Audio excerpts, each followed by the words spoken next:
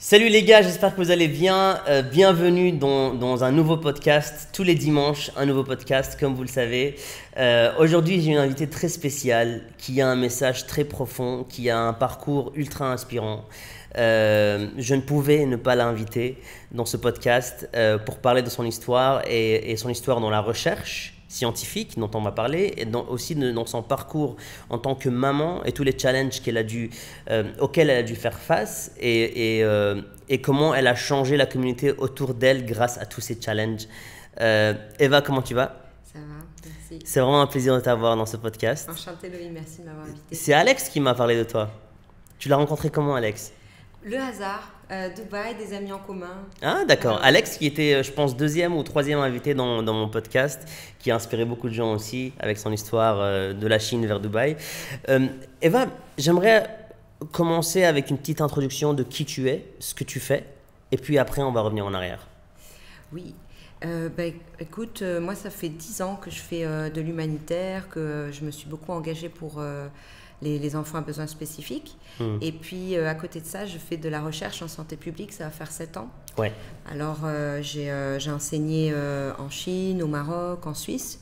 Puis je suis arrivée à Dubaï pour travailler à la Canadian University dans la recherche aussi. Et puis je suis arrivée enceinte et ma petite fille est née extrême prématurée. Elle a eu un accident dû à une erreur médicale en France, pas à Dubaï. Et puis du coup, après sa première année, je voulais la scolariser. Donc j'ai cherché une école qui accepte les enfants à besoins spécifiques. Et ça a été très compliqué. Je n'ai pas trouvé. Et soit c'était institution, où tous les enfants malades sont entre eux, soit il n'y a pas vraiment d'école inclusive comme on peut le voir par exemple dans les régions de Boston que j'ai beaucoup étudié. C'est des petites classes, les enfants sont vraiment inclus, quelles que soient leurs différences. Alors je me suis beaucoup intéressée à ça et j'ai fait toute une étude de marché, segmentation. J'ai beaucoup travaillé sur le fond, sur est-ce qu'il y a vraiment un besoin. Et là, j'ai rencontré beaucoup de parents d'enfants à besoins spécifiques. J'ai rencontré l'Excellency qui est au ministère de la Santé, ou l'Action sociale, ou beaucoup de personnes qui toujours étaient très bienveillantes. Ça, c'est vraiment incroyable à Dubaï. Quand on veut innover, on n'est pas regardé bizarrement. Et je pense que je n'aurais jamais osé faire tout ça à Genève, quoi. C'est... Waouh. Alors, il y a beaucoup de matériel dans ce que tu viens de dire. C'est ultra... j'aime beaucoup l'énergie. Tu es d'origine polonaise. Tu as vécu au Cameroun, au Maroc, en Suisse. Parle-nous un peu de tous ces voyages. Pourquoi tous ces voyages? Comment est-ce que ça a commencé? Ça a commencé avec le Cameroun en 2010. C'était la première fois. C'était avec la Ligue des droits de l'homme. Et donc Pologne, Cameroun, c'était ton premier... J'ai grandi en France, dans le sud de la France, d'accord. Perpignan. Et puis je faisais les études entre Paris et la Suisse quand je voulais vraiment aider parce que je me suis dit, j'étais en licence de droit à l'époque et je me disais, je n'ai pas envie de penser qu'à moi, il faut penser aux autres, je cherche comme ça. Et puis c'est venu... l'idée de la Ligue des droits de l'homme, on dit voilà, là-bas on cherche une volontaire pour les orphelinats de Yaoundé. D'accord. Et j'ai découvert la région de Banganté, Douala, et un peuple magnifique, tellement accueillant, tellement gentil, c'était fantastique. Et puis ce que j'ai ressenti aussi, ça m'a un peu cassé dans mon idéologie, on va dire, de l'humanitaire, c'est qu'on a beau avoir toute la bonne volonté du monde, deux bras, deux jambes, s'il n'y a pas trop de fond, ben, en fait, c'est ça surtout que les enfants ont besoin. C'est-à-dire, au-delà des câlins, etc., moi j'ai vu des situations, des orphelinats, un tel niveau d'insalubrité, ils ne savaient pas ce qu'ils allaient manger le lendemain, ils n'allaient pas à l'école, ils étaient tous analphabètes dans ces petits orphelinats. Et c'était de la survie.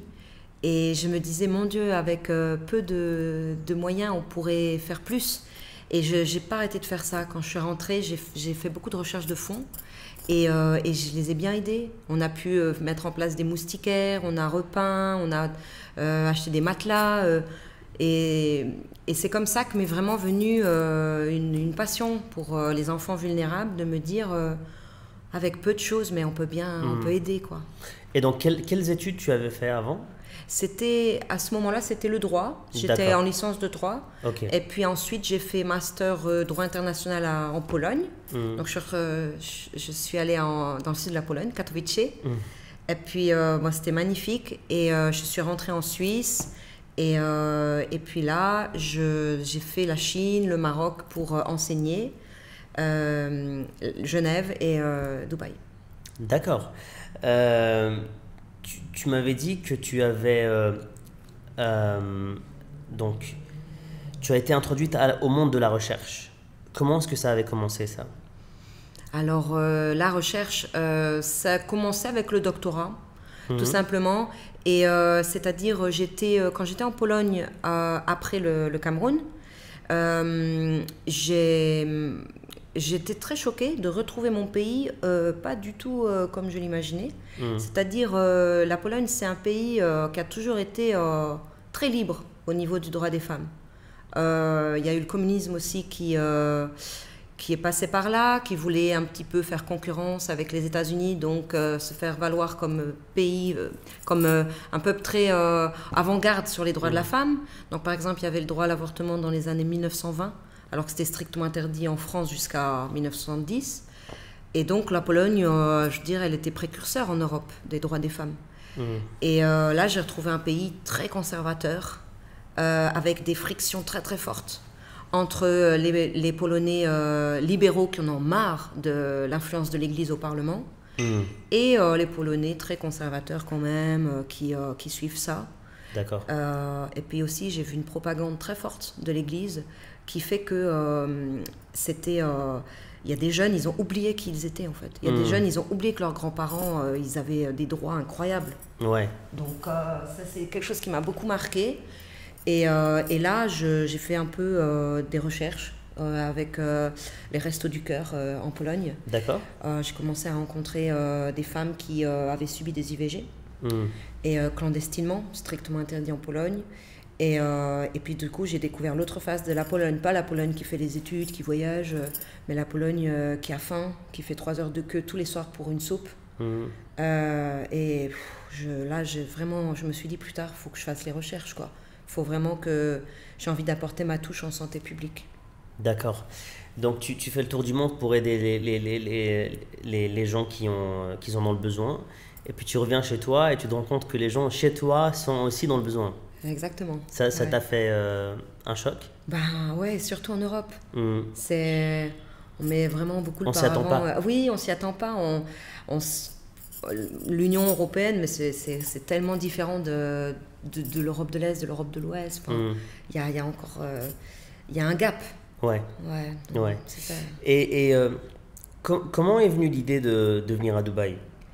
Et Dubaï, c'était une opportunité. Je connaissais pas du tout Dubaï. Et alors, c'est marrant de penser à qu'est-ce que j'en pensais à l'époque, parce que je pense que beaucoup de gens ont plein de clichés sur Dubaï. Et alors, du fait que j'étais au Maroc, j'avais aucun a priori sur le monde arabe, parce que je sais bien que dans le monde arabe, c'est un peu comme la Pologne, il y a des musulmans hyper libéraux, hyper ouverts, et puis il y a des musulmans un peu plus fermés, mais je veux dire, dans le monde arabe, c'est la fête, tout le monde s'amuse aussi, et voilà, donc ça, j'avais pas d'a priori. Mais sur Dubaï, oui, c'est vrai que je me disais, est-ce que comment dire, ça va être c'est très loin de ton domaine. Voilà, ouais. C'est très axé business, c'est très axé show-off, tout est bling-bling, quand tu le vois de l'extérieur, bien sûr. C'est ça. Et toi, tu es plutôt dans je vais dire dans le vrai, dans l'humain, et j'imagine que pour toi, venir ici, t'étais un peu confused, non? T'étais un peu... Oui, c'est ça. Je me suis dit, est-ce que je vais retrouver les ONG comme il y a à Genève? Est-ce que je vais retrouver les festivals pour les droits de l'homme? Toute cette interaction quand même qui est vraiment agréable à Genève.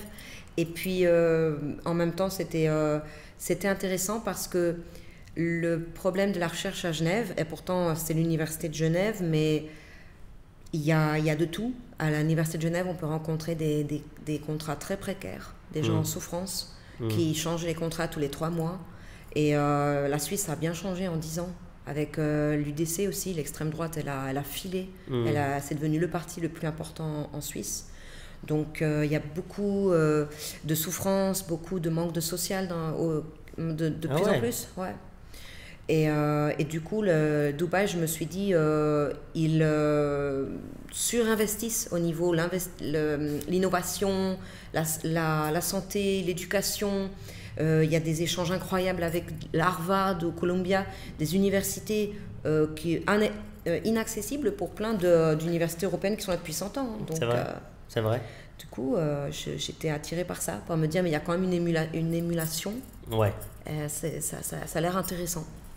Et donc, tu viens ici quelle était la position que tu avais trouvée et dans quelle... est-ce que tu as été directement dans le Canadian University ou est-ce que tu as commencé dans un autre job? Non, j'étais en fait à Genève, j'étais coordinatrice du programme Santé publique, qui est le plus vieux d'Europe depuis 30 ans. Et puis, je m'occupais de ça vraiment avec passion parce que c'était très riche, tous ces échanges, tous les colloques, toutes les personnes qu'on rencontre. Et puis, beaucoup de personnes, par exemple, qui venaient de 4 coins du monde, Irak, ou Afrique, ou Asie, ou Amérique du Sud, pour avoir des compétences de la Genève internationale et revenir avec ces compétences dans leur pays. Ouais. Alors, c'était vraiment bien. Et ici, je suis venue en tant que chercheur, donc plus calée sur les publications, les articles, tout ce qui est vraiment solide au niveau de la recherche. Parce que dans le ranking de Shanghai, en fait, c'est le ranking le plus connu, on va dire, dans le monde pour lister les meilleures universités du monde, en fonction des recherches, des colloques, de ceci, de cela. Okay. Et actuellement, il n'y en a pas encore des Émirats. Et la Canadienne aimerait, ambitionne. Et j'en suis sûre, ils en sont capables. Donc, ils ont besoin de ça, beaucoup de publications, beaucoup de recherches. D'accord, donc des recherches qui sortiraient des Émirats et qui leur permettraient d'être dans un ranking international. Exactement. Ok, ouais. D'accord. Et on en est où? Et ça va pas être tout de suite, mais c'est pas mal parce que, par exemple, Harvard, c'est la meilleure université du monde depuis 100 ans, toujours dans le top 1 du ranking Shanghai. Et ils publient des 200-300 articles par an. Waouh. Ouais, c'est ça. C'est énorme. C'est énorme. Et du coup, les Émirats, ils ont compris ça. Il faut vraiment qu'on se mette à la recherche. Et à Dubaï, les universités, ils cherchent à être au top. D'accord. Et la Canadienne, il y a vraiment un président qui est fantastique, très futuriste. Et il veut vraiment le meilleur pour l'université. Ouais. Alors ici, à Dubaï, on a tendance à montrer une image parfaite de soi-même, de sa famille, de la façon dont on s'habille, des endroits où on va. Et je me suis rendu compte qu'il y avait toute une société cachée, qui est la société qui, justement, a des besoins. J'ai travaillé notamment avec les People of Determination. On avait fait pour eux un documentaire pour les Special Olympics. Donc les Olympiques, je ne sais pas comment dire ça en français, les Special Olympics. Donc c'est pas les Paralympiques, c'est les Jeux Olympiques pour les gens qui ont de Down syndrome, qui ont toutes ces choses-là. Et je me suis rendu compte en fait que les familles n'avaient pas confiance à même sortir avec leurs enfants dans la rue, dans les malls. Et cette campagne publicitaire-là qu'on avait fait, c'était pour pousser les familles à socialiser, à sortir, à rencontrer d'autres familles, à trouver des activités communes, à peut-être construire des écoles, etc., etc. Est-ce que tu t'es rendu compte de ça ou pas? Et oui, tout à fait. C'est exactement ça, Loïs. C'est-à-dire, il y a 62% des enfants à besoins spécifiques, c'est des familles qui sont plutôt locales et qui traditionnellement, ils restaient plutôt à la maison. C'était plutôt en cash, donc avec les nannies. Et puis, petit à petit, chercher justement à les scolariser. Mais ça a été très lent. Ça a été plutôt justement entre enfants malades dans des institutions. Et très récemment, se dire, oui, il faudrait qu'ils soient avec les autres dans des écoles et puis que ça voilà, que ce soit chacun à son rythme en respectant les différences. Ouais. Comment est-ce qu'on pourrait améliorer ça dans la société dans laquelle on vit ici aujourd'hui à Dubaï? Parce que je sais qu'en Europe, les gens sont plutôt ouverts et il n'y a pas vraiment de... Je ne veux pas me tromper en disant ça, mais c'est une société plus libérale, plus ouverte. On juge moins en Europe que dans les pays arabes. Et comment est-ce qu'on pourrait donner confiance aux familles ici pour aller de l'avant, on va dire? Mais disons qu'il y a un gap entre les besoins qui sont énormes, que j'ai pu voir en discutant les focus group, les segmentations, tout le travail qu'on a fait avec une équipe. Je ne suis pas seule, il y a plein de personnes qui ont voulu aider à ce projet-là.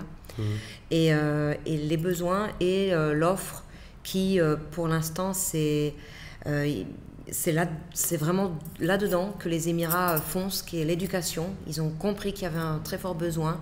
Et ce que j'ai pu ressentir, c'est qu'il y a dans les écoles qui pratiquent ça, l'inclusion, on reste souvent sur un modèle business. Ça va être des classes de 30, 40.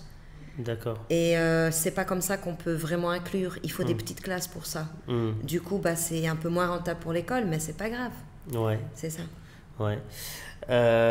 Très intéressant tout ça. Et donc, tu peux nous parler de ta grossesse, de cet incident qui m'a choqué personnellement et qui m'a vraiment bouleversé. Et comment est-ce que tu as vécu en tant que chercheur avec ton cas actuel aujourd'hui? Oui, écoute, j'étais enceinte de 6 mois, donc voilà, j'avais encore tout un semestre. Et j'ai fait une prééclampsie sévère quand j'étais en Bretagne visiter ma maman. Et du coup, j'ai gonflé 40 kilos en 48 heures. Ah, waouh! Et du coup, on m'a dit, tu peux pas prendre l'avion, tu dois accoucher maintenant ici. Ok. Voilà, c'était un petit hôpital de Vannes. Ok. Et puis ça a été terrible. Je suis passée des cliniques topissimes de Dubaï à le service public français. Donc on n'est plus un client, on est un usager. Et puis j'ai ressenti de la maltraitance. J'ai vraiment senti ça, c'est-à-dire j'ai une césarienne, je suis sous morphine, j'ai une petite fille sous couveuse qui est entre la vie et la mort, c'est minuscule. Et je dis, s'il vous plaît, on peut changer les draps, il y a des miettes. Ah, on ne change pas tous les jours. Wow. C'était que ça, c'était que des remarques d'un autre temps. Ouais. J'aurais jamais pensé retrouver la France dans cet état-là. Je me suis dit, service public, oui, mais pas à tout prix.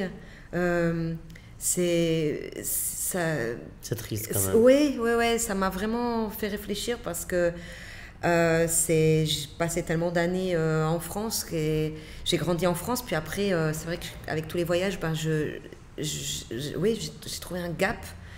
Et puis donc ma petite fille, elle était opérée à 2 mois, donc elle était toujours sous la couveuse, et puis elle a fait une sténose à l'estomac, ce qui est très courant chez les prémas. Et puis c'était une opération bénigne, mais l'anesthésiste donc a fait une erreur de dosage. Donc elle a fait un arrêt cardiaque et elle s'est réveillée paralysée cérébrale. Donc sévère, c'est très grave. Et puis voilà, ça a été, il y a un procès, bon. Et à la suite de ça, disons que je me suis j'ai un peu arrêté le travail pour rester beaucoup avec ma petite. Tu es restée en France? Non, dès que j'ai pu, je suis retournée à Dubaï avec ma petite et je faisais mon travail, mais beaucoup moins qu'avant. J'ai pris vraiment soin d'elle pour essayer de comprendre cette maladie, essayer de voir toute... Elle consiste en quoi justement? En fait, c'est encéphalomalacia. C'est une paralysie cérébrale qui concerne les 4 lobes cérébraux. Donc c'est le stade le plus grave des paralysies cérébrales. Et c'est quelque chose qui la condamne. C'est pas opérable. Et actuellement, il y a beaucoup de choses qui se font dans la recherche dessus. Oui. Mais le problème principal, c'est que le cerveau, quand il y a eu un arrêt cardiaque, il a manqué d'air. Ah, ok, c'est ça que je voulais savoir. Voilà. D'accord. Et du fait qu'il n'y a pas l'air qui est passé en quantité suffisante à ce moment-là dans le cerveau, ça a complètement bloqué, comme une carte grise qui ne fonctionne plus, qui est comme une radio que l'on fait. C'est impossible d'y retoucher. Donc du coup, tout s'est mis en off et c'est comme s'il y avait quelques neurones qui pouvaient encore permettre que l'enfant il respire ou il a quelques fonctions, mais la majorité des fonctions ont stoppé. Et l'immunité dans tout ça? L'immunité fonctionne bien ou pas? Très difficilement aussi. C'est des enfants extrêmement fragiles qui sont beaucoup plus souvent malades que les autres. Dans le cas de ma petite fille, c'est pulmonaire. Elle a des grosses insuffisances pulmonaires. Et en revanche, elle peut déglutir, par exemple. Et j'ai rencontré des cas des mamans avec des enfants ici à Dubaï, encéphalomalacia, des erreurs médicales aussi, des médecins qui n'ont pas fait leur travail correctement. Wow. Et l'enfant qui est même sous sonde, c'est-à-dire il ne peut pas du tout déglutir, donc il a vraiment des fonctions extrêmement minimum. Respirer et voir. Il y a des enfants qui peuvent voir. Dans le cas de ma petite fille, elle ne peut pas voir. Donc c'est lourd, c'est quelque chose de extrêmement lourd au quotidien pour l'enfant. Ouais. Après, le parent, on aime son enfant comme pas possible. Bien sûr. Vraiment, si j'étais un peu ignorante, si j'avais pas la télé, on n'est pas dans notre monde actuel, je suis sur une île déserte avec ma petite fille, je saurais même pas qu'elle est malade tellement je l'aime. Quand elle aurait 4 ans, je me dirais, ah ben quand même, ils mettent du temps à marcher les enfants, je ne me rendrais pas compte. C'est beau tout ce que tu dis, c'est très beau ce que tu viens de dire. Erreur médicale, je pense que c'est la plus grande douleur parce que voilà, c'était pas sa destinée. Mais alors là où c'est curieux, c'est que on entend beaucoup de personnes qui disent je vais quitter les Émirats pour faire une opération à l'extérieur, pour faire mon opération aux États-Unis ou en Europe, comme si la médecine ici à Dubaï n'était pas qualifiée. Et toi, tu décides de quitter l'Europe pour venir avec ta fille ici. Est-ce que tu penses que ce préjugé-là sur la médecine à Dubaï est vrai ou faux? Est-ce que la médecine à Dubaï ici, elle est plutôt axée business ou est-ce qu'elle est vraiment poussée et moderne comme dans les autres pays?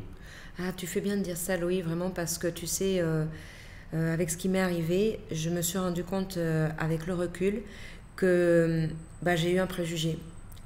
J'ai eu un préjugé parce que c'était pas prévu, c'est vrai que je venais visiter ma maman, mais quand on m'a dit tu vas accoucher ici, je me suis pas méfiée une seconde parce que je me suis dit c'est la France, c'est l'Europe, il n'y a pas de problème. Et c'est petit à petit que je me suis rendu compte du manque de moyens effroyable, des frustrations aussi des infirmières qui souffrent aussi, et d'un système qui marche plus depuis longtemps parce qu'ils sont dans une idéologie et qui veulent pas ouvrir au fonds privé qui pourrait sauver les hôpitaux franchement. Et moi qui avais commencé tout le semestre, toute la grossesse à Dubaï,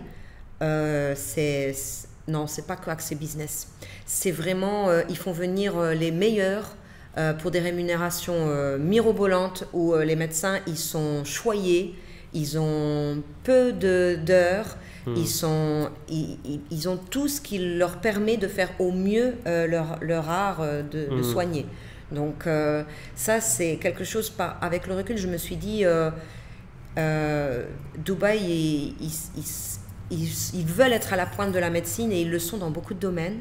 Par exemple, ils ont ouvert toute une branche à Dubaï sur les cellules souches, justement, qui est de la recherche pour les enfants gravement malades qui ont des paralysies cérébrales et qui permettrait à terme de fixer des neurones en grande quantité. C'est quelque chose qui se fait en Chine, par exemple, à Singapour, à Los Angeles, dans les meilleures cliniques du monde.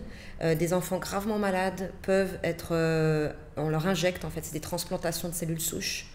Et puis, du coup, ils sont beaucoup plus éveillés, ils prennent des fonctions, c'est incroyable. Le parent, il n'en revient pas, il pleure. Mais à l'heure actuelle, ça a une courte durée. Ça n'accroche pas. Et c'est ça qu'ils sont en train de faire, par exemple à Dubaï, au Singapour. Ils cherchent comment accrocher que ces cellules souches qui proviennent souvent des IVG justement, des IVG rejetés, ou par exemple un couple qui a fait une FIV, fécondation in vitro, on va retenir les cellules souches de l'embryon et on va pouvoir l'injecter pour des enfants qui sont gravement malades, mais ils n'arrivent pas à l'accrocher. Donc voilà, c'est ça. Ouais, ça bouge. C'est très poussé. C'est ça, ça bouge. Mais c'est un monde qu'on ne voit pas. Quand on écrit Dubaï sur Google, c'est pas la première chose qui va apparaître. Pourtant, c'est là, la science, elle est super poussée. Ils viennent de lancer leur probe to Mars. Ils viennent d'arriver sur Mars, en tout cas sur l'orbite de Mars. Donc, il y a beaucoup de choses qui sont ultra poussées ici à Dubaï. Et ils ont les moyens aussi, mais pas que les moyens. Il y a beaucoup de pays arabes qui ont les moyens. L'Irak, à une période, il avait énormément de moyens. L'Arabie Saoudite a beaucoup de moyens. La Libye, elle a un budget énorme. Mais ce que j'aime bien chez les Émirats, c'est que ils ont les moyens, mais comme tu as dit, ils amènent les meilleures personnes dans les meilleurs domaines pour faire des recherches et des projets qui sont à la pointe de tout ce qu'on a pu voir avant. Oui, ouais, c'est vrai. Dubaï, pour moi, ou les 7 Émirats, même les Émirats en général, c'est un pays futuriste qui se projette dans l'avenir sans jugement. Donc, comme ils n'ont pas peur de ce qui est nouveau, forcément, ils vont vite, ils vont de l'avant. Ouais, magnifique. Eva, je pense que tu es aujourd'hui à la tête d'une fondation et tu peux nous parler de comment est-ce qu'on peut monter sa fondation, d'où est venue l'inspiration, la motivation, l'énergie pour faire ça et qu'est-ce qui te pousse au quotidien à continuer? Oui, et écoute, les fondations, il n'y en a pas beaucoup aux Émirats. C'est un pays qui a pas beaucoup d'associations. Ça met beaucoup de temps pour se créer parce que c'est quelque chose qui ensuite est très pris en charge. Alors j'ai été étonnée parce que justement au Cameroun, quand je suis rentrée en Suisse, c'est facile. Un papier, un formulaire et ça y est, on a une fondation. Et sinon, on est très suivi, on a une présentation à faire avec le social action, on doit vraiment expliquer toutes les démarches. Mais en revanche, ensuite, il nous ouvre les portes de beaucoup de personnes qu'on peut rencontrer et il se passe des choses fantastiques. Donc, la fondation pour les enfants à besoins spécifiques que j'ai créée à Dubaï qui s'appelle On the Moon, donc sur la Lune, pour justement retourner cette expression qu'on dit pour les enfants un peu sur la Lune, d'un air de dire oui, ils sont sur la Lune et alors voilà. J'aime beaucoup. Et puis il y a plusieurs autres personnes de l'équipe qui sont fantastiques, qui aident beaucoup pour développer la fondation et dans tous les pôles, que ce soit la communication ou les finances ou le pôle thérapeutique, pédagogique, recherche, c'est riche. Et ce qu'on essaie de faire vraiment, c'est développer des écoles inclusives à Dubaï. Donc là, il y a la première qui doit ouvrir en septembre. Félicitations. Merci. C'est vraiment pour moi, je comprends quand tu dis que c'est très difficile d'ouvrir une organisation ici à Dubaï parce que c'est très sélectif, parce qu'ils ont Dubai Cares, ils ont déjà leur propre organisation où ils essayent de faire un peu tout, mais s'ils ont accepté que ton organisation ouvre, c'est que ton projet est vraiment ultra passionné et ultra intéressant pour ce domaine-là. D'où est venue l'idée de ton organisation? Alors, c'était vraiment l'aboutissement de 10 ans d'humanitaire, finalement.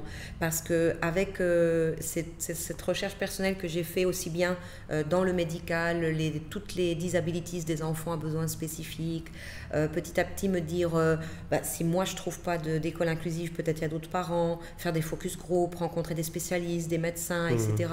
Et puis, petit à petit me dire, mais il y a vraiment, c'est incroyable comme il y a besoin, il y a quelque chose vraiment à faire à Dubaï.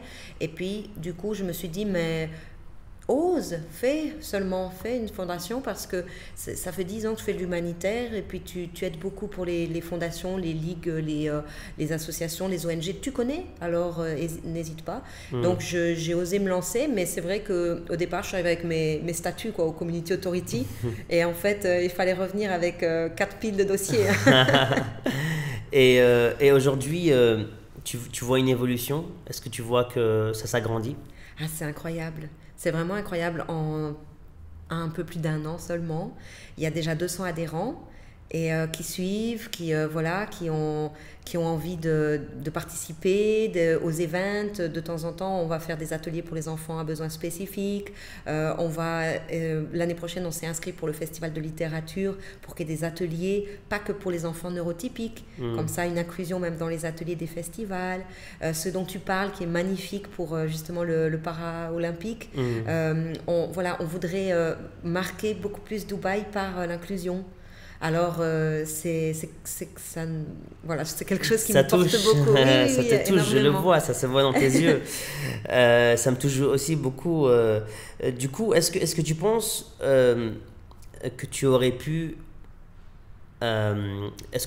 atteindre ça en Europe, d'ouvrir ton organisation, être supporté par un gouvernement et avoir toutes ces portes ouvertes, rencontrer des ministres, ou est-ce que tu penses que c'est propre à Dubaï? Vraiment, moi, ce que j'ai pu ressentir en France ou en Suisse, c'est que oui, on ouvre une association comme un claquement de doigts parce que liberté d'expression, etc., il n'y a pas de souci. Mais après, on n'a pas de suivi, il n'y a pas de suivi. Donc, quelqu'un qui peut-être, je ne sais pas, disons, il travaille, il n'a pas trop d'expérience, il peut vite être découragé. C'est ça. Et puis, il y a beaucoup de jugement aussi, de se dire, elle débarque dans le milieu, est-ce qu'elle connaît il y a tellement moins de jugement, c'est ce que je ressens aux Émirats. C'est, tu as envie, essaye, c'est ça qui est vraiment... Ouais, j'essaie d'anticiper un peu les questions des auditeurs, des abonnés. On peut très vite tomber dans la question piège de oui, à Dubaï les gens sont aisés, du coup ils peuvent prendre soin de leurs enfants qui sont en besoin. Est-ce que tu vois que toutes les personnes que tu rencontres sont tous aisés ou toutes aisées, ou est-ce qu'il y a des gens qui sont vraiment de la classe moyenne et qui ont des enfants à besoins particuliers qui sont dans ton organisation? Tout à fait. Ah oui, alors tu fais bien de dire ça, Louis, parce qu'il y a beaucoup de souffrance, bien sûr. Il y a beaucoup de souffrance aussi à Dubaï. Il y a des quartiers populaires entiers où beaucoup de gens sont très vulnérables financièrement. C'est difficile. Ils sont pas forcément visibles. On ne se rend pas compte, puisque ça marche beaucoup par quartier. Donc si on n'y va pas, on ne peut pas savoir. Eux aussi, ils ont leur dignité, ils ne vont pas forcément parler. Oui. Mais il y a beaucoup de gens qui souffrent, oui. Et du coup, ça, c'est quelque chose dont je rêve, que petit à petit, ça se développe et puis il y ait de plus en plus de fonds et qu'on puisse de plus en plus inclure aussi des personnes qui n'ont pas forcément les moyens d'aller dans ces écoles-là inclusives. Il y a un prix quand même. Et qu'on puisse, comme des bourses pour ces enfants, et qu'ils soient avec les autres enfants et quel que soit leur handicap. Qu'est-ce qu'on peut faire pour aider? Par exemple, moi, je suis aujourd'hui, j'ai une plateforme. On essaye de mettre la lumière sous un peu ce projet-là qui puisse un peu peut-être faire parler de lui-même. Comment est-ce qu'on pourrait aider ton organisation à s'agrandir et à atteindre aussi les gens qui ne savent pas qu'elle existe? Oui, viens sur le site et puis t'adhères. Ensuite, oui, c'est vrai, en parler autour et puis aussi les initiatives. Parce que c'est vrai qu'en 1 an et demi, on a fait énormément et puis il reste tellement, on a tellement envie de faire de choses. Et du coup, il y a plein de petites initiatives qui se mettent en place. Par exemple, il y a un petit groupe d'étudiantes émiraties, qui sont la canadienne d'ailleurs, qui sont donc des locales, elles connaissent très très bien le pays.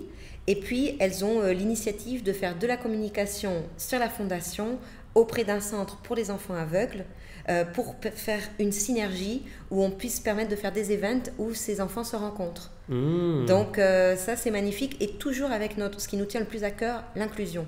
Ouais. Donc, que ce ne soit jamais que uniquement des enfants malades, c'est-à-dire qu'il y ait toujours des enfants neurotypiques, parce qu'on est convaincu que ça apporte autant aux enfants à besoins spécifiques que les communautés des parents d'enfants neurotypiques la différence. Donc, on veut toujours qu'il y ait les enfants de quels que soient les environs qui se retrouvent ensemble. Ouais, très beau, très intéressant. Et j'espère que ce podcast va aider à peut-être agrandir la famille, l'organisation. On the Moon, c'est ça, hein? Oui. On the Moon. Eva, c'est où ton chez toi aujourd'hui? Et Dubaï, Safa Park. Ouais. Ouais. Et est-ce que tu sens que c'est chez toi pour... Attends, je vais... Parce que j'ai laissé Julia dans la chambre et elle n'aime pas être seule. Hi Julia, come. It's okay. Bien chouchou. Come here. J'ai oublié la porte fermée et du coup elle n'aime pas ça. Est-ce que tu te sens chez toi ici à Dubaï ou est-ce que pour toi c'est la Suisse chez toi ou c'est la Pologne ou c'est la France? Ah oui, c'est une très bonne question. Si j'ai une nostalgie, c'est pour la Pologne, toujours. Ouais. Ouais, moi, une partie de mon cœur est en Pologne. Mais je me sens chez moi à Dubaï. Ouais, vraiment, j'ai mon Dubaï. C'est un grand changement pour toi, je pense, parce que tous les pays que tu as fait sont très différents de Dubaï. Comment est-ce que tu as fait pour... Déjà, tu es venu un peu avec une histoire lourde ici à Dubaï, qui n'était pas facile déjà. Mais en plus, tu as dû te construire un cercle social, mais en plus de ça, un nouveau travail. Comment est-ce que tu as vécu tout ça? Mais moi, ce que j'ai adoré ici, c'est vraiment des personnes qui me jugent pas, toujours sont bienveillantes, toujours me donnent des conseils ou des infos et se partagent les idées. Et que ce soit les communautés irakiennes, justement, qui sont tellement ouvertes, gentilles, les Indiens, les Émiratis, les Syriens, enfin, c'est un melting pot que j'ai jamais vu nulle part ailleurs, qui est Dubaï. Et du coup, ça me fait tellement du bien de rencontrer des gens de partout et de partager ma passion pour justement l'action sociale et aider les autres. Si tu avais un conseil ou un message ou une phrase que tu aimerais faire partager aux gens, à l'audience, à des familles, à des parents, à des enfants, qu'est-ce que tu dirais aujourd'hui? Tu veux dire les parents qui ont des enfants Par exemple, qui ont ouais. des enfants qui ont des besoins particuliers. Ouais. Alors, j'étais tellement extrêmement, comment dire, j'étais au plus bas quand j'ai découvert la maladie de Rebecca. Et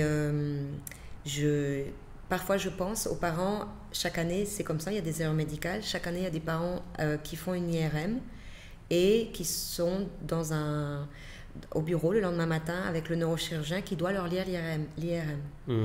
Et donc très souvent j'y pense, je me dis, eh ben voilà, il y a toujours des nouveaux parents à qui on va dire, non, l'IRM n'est pas positive, elle va être comme ci ou il va être comme ça. Et j'ai envie de leur dire, il y a un sens. Il faut toujours trouver le sens. Parce que ce n'est pas possible que votre petit innocent, il souffre pour rien. Il y a toujours un sens. Il faut regarder les étoiles. Il faut parler avec ses ancêtres. Il faut croire au lendemain pour petit à petit, peut-être pas tout de suite, peut-être dans 2 ou 3 ans, mais trouver le sens. Parce que ça change profondément et c'est des souffrances positives.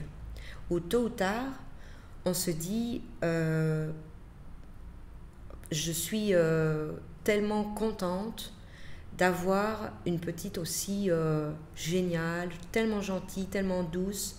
Elle apporte beaucoup et chaque être humain sur Terre, il a un sens. Waouh! Je n'ai rien à rajouter après ça. C'est tellement beau. Et il y a un sens. Et il y a un sens dans tout ce que vous faites, dans tout ce que vous voyez, même aux moments les plus bas de votre vie. C'est très beau. Eva, je suis ébloui par ton intelligence, par ton émotion, par ton amour que tu portes envers les humains. Je suis fier de t'avoir eu dans mon podcast. Donc un tout grand merci pour toi. Merci au nom de toutes les personnes que tu as pu croiser, que tu as aidées, que tu as motivées. Et on a besoin de beaucoup plus de gens comme toi. Et voilà, je te remercie Vraiment, je pense que ça a touché beaucoup de gens, ce podcast, cette interview. Et je te souhaite que le meilleur. Et tu as tout mon soutien pour On the Moon. Et donc voilà, je suis sûr qu'on va beaucoup discuter hors caméra, qu'on va beaucoup peut-être travailler ensemble dans l'avenir. Donc voilà, je te remercie. Merci à toi, Loïc. Et puis tu représentes bien Dubaï, très très ouvert, tellement chaleureux et gentil. Merci beaucoup, Loïc, pour tout. Et je te trouve extraordinairement intelligent et open mind. Merci beaucoup, ça me touche. Les gars, un tout grand merci d'avoir suivi. N'oubliez pas de vous abonner, de mettre des likes, des commentaires si vous le voulez. Et on se voit le dimanche prochain dans un nouveau podcast. Ciao, ciao. Ciao.